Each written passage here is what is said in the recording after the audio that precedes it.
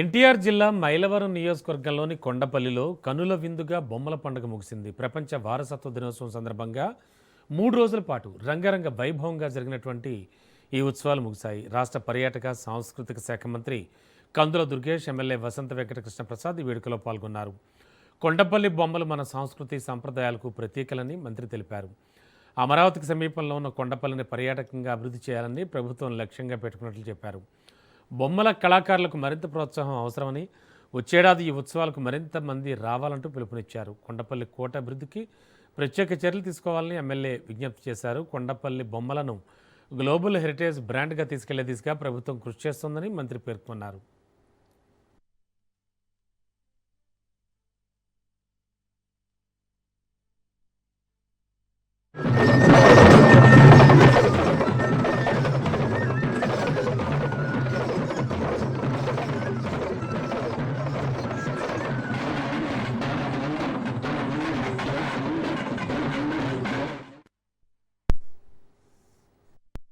మన కళ్ళ ముందు ఆవిష్కరించబడినటువంటి సందర్భం.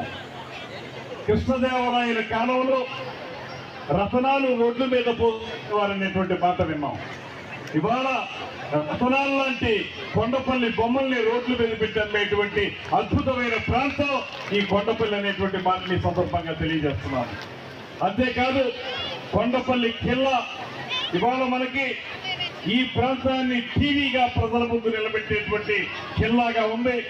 అక్కడ కూడా ఒక ట్రెక్కింగ్ ఏర్పాటు చేసుకుని అక్కడ కూడా కార్యక్రమాల్ని నిర్వహించుకునేటువంటి సందర్భంలో, దాంతోపాటు కొండపల్లి ప్రాంతంలో ఏ రకంగా ఈ బొమ్మలు తయారు చేస్తున్నారు, చక్కగా ఉన్న దగ్గర నుంచి చివరికి బొమ్మ రూపంలోకి వచ్చే వరకు ఆ పరిణామ క్రమం ఏ రకంగా నడుస్తుందనేటువంటి విషయాన్ని తెలియజేయడానికి ఒక ఎక్స్పీరియన్స్ సెంటర్ను కూడా త్వరలోనే దీనికి ఏర్పాటు చేసేటువంటి సందర్భం.